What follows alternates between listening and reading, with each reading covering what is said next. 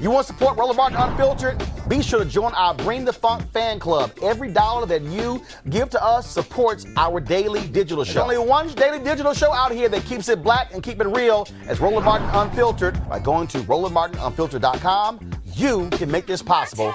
13 Philadelphia cops going to be fired as a result of racist, homophobic, and violent social media posts revealed last month by the Plainview Project. These officers were determined to be the worst offenders among 328 cops identified in the project's national database. Among the most egregious social media posts shared by Philadelphia police officers was a meme that read, "Death to Islam." Others referred to black people as thugs. Additional 4 officers whose posts were less violent will get suspended for 30 days and must undergo anti-bias training. The 3,000 posts in question were uncovered by a team of researchers who spent nearly 2 years looking at the personal Facebook accounts of police officers from Arizona to Florida. They found officers bashing immigrants and Muslims, promoting racist stereotypes, identifying with right-wing militia groups, and glorifying police brutality.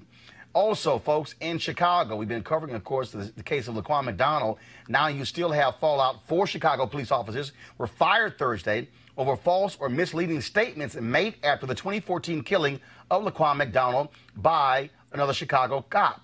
The city's police board made this decision. Chicago Police Superintendent Eddie Johnson in 2016 recommended that Sergeant Stephen Franco and officers Ricardo Viramontes, Janet Mondragon, and Daphne Sebastian be fired for violating rules of conduct after the shooting. Franco, who was the first on the scene supervisor in the October 2014 shooting, approved reports that contained several lies, including that Jason Van Dyke was injured by the teenager who had been carrying a knife.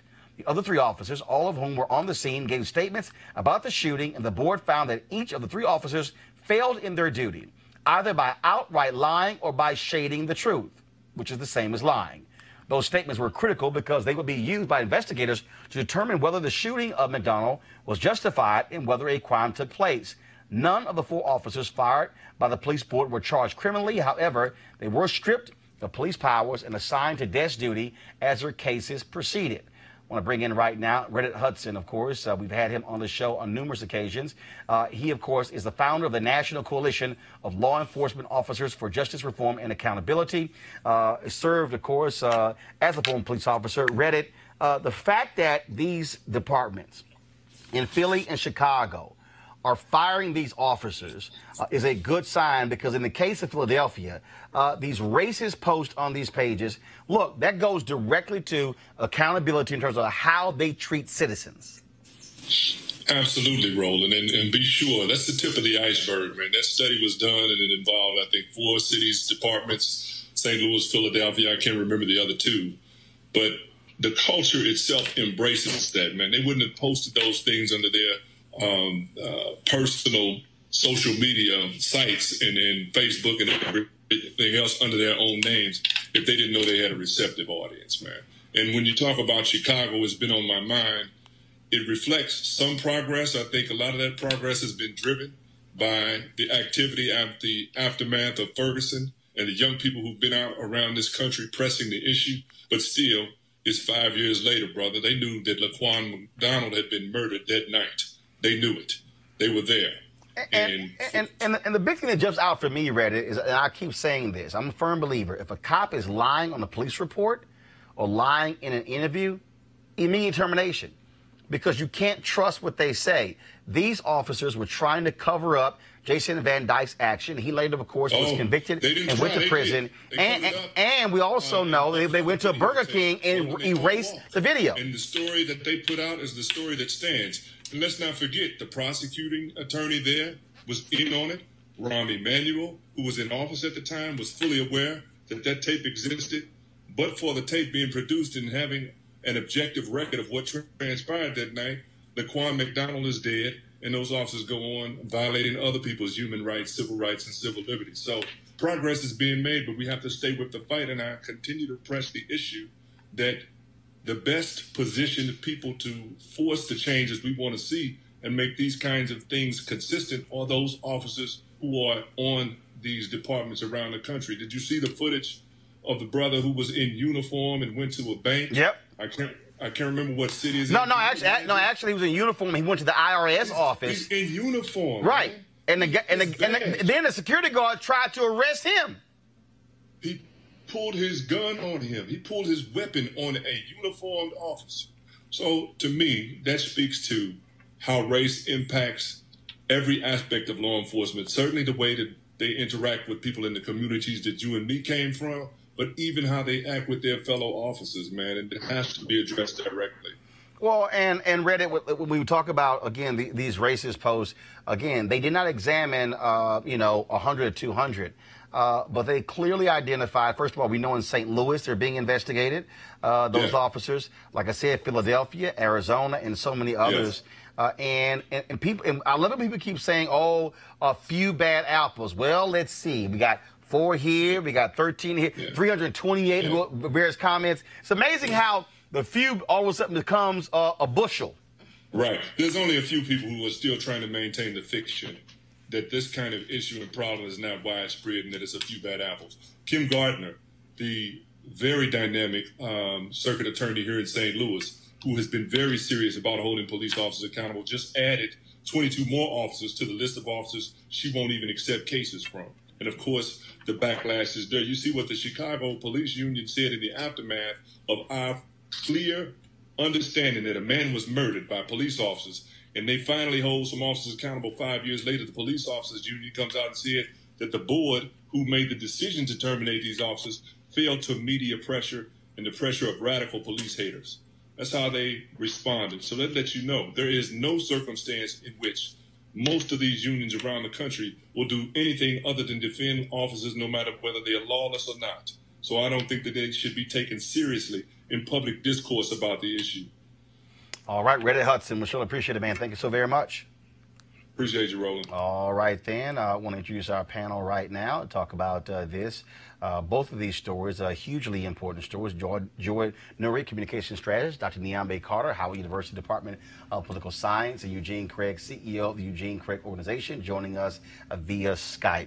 Dr. Carter, again, this is about accountability. This is about holding people accountable, and I think for too long, officers have gotten away with these things. And when you start firing people, when all of a sudden it sends a message, you lie, you're going to lose your job. That has a chilling effect. It causes other people to say, I better think twice about one lie the next time. And I absolutely think firing is important, but I would want to look at their cases.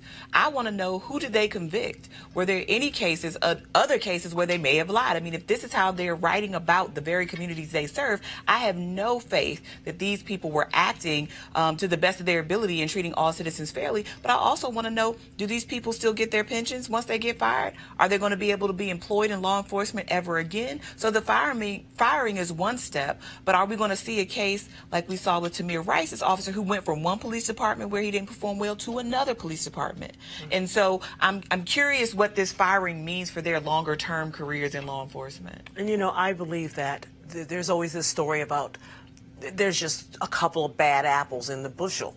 But if you're a good police officer and you back up the bad police officer, and then the rest of the force continues to back up the police officer, you're guilty. Absolutely. And I do support the fact that they should have been fired, but I agree they cannot move to another law enforcement place, and we should look at their caseload. Eugene? What else we've done. Yeah, look, this is, the tide is finally turning. Bad cops are getting fired and en masse. We have to clean up these police departments. I think every case that these folks have been involved with needs to be examined due to the bias that they've exhibited. But more importantly, look, when people commit heinous crimes like sex offenses, we have a sex offense registry. We need a police offense registry, a national police offense registry, where cops that are fired are not able to go ahead and just go from one force to another. And that's the next step here. First step is getting rid of the bad officers. Next step is making sure they never police again, whether that be taking their police license or making them register with the police offense registry. All right, folks, back to that Roland Martin Unfiltered video in just one moment. All right, folks, they're back. MarijuanaStock.org has another great investment opportunity. If you were lucky enough to invest in their last crowdfunding campaign, they raised a lot of money in just a few months investing in legal marijuana farms. Those initial investors now own shares of a publicly traded company. Last time, again, many of you missed it. Y'all been sending me emails, but now they have a new investment opportunity that is as good, if not even better, than the last one. I'm talking about industrial hemp CBD. For those who don't know, the hemp plant is the cousin to marijuana with a much higher concentration of CBD, which means hemp CBD gives you all the medical benefits of marijuana without getting you high. Until recently, hemp farming was practically illegal in the U.S. and heavily regulated by the DEA. However, the 2018 Farm Bill passed in Congress makes it legal to grow hemp CBD in the U.S., creating one of the largest commodities worldwide. They need land to grow all of the plants, which makes for an incredible investment opportunity, and that's where our good friends at 420 Real Estate come in. Their business model is simple. They buy land that supports hemp CBD grow operations and lease it to licensed, high-paying tenants. That's right, they are hemp CBD landlords, and you can get in on the action. You can invest in this crowdfunding campaign for as little as $200 up to $10,000. Like I said, you don't want to miss out this time, so don't be sending me emails if you do. To invest, go to marijuanastock.org. That's marijuanastock.org. Get in the game and do it now. Now back to your Roland Martin Unfiltered video.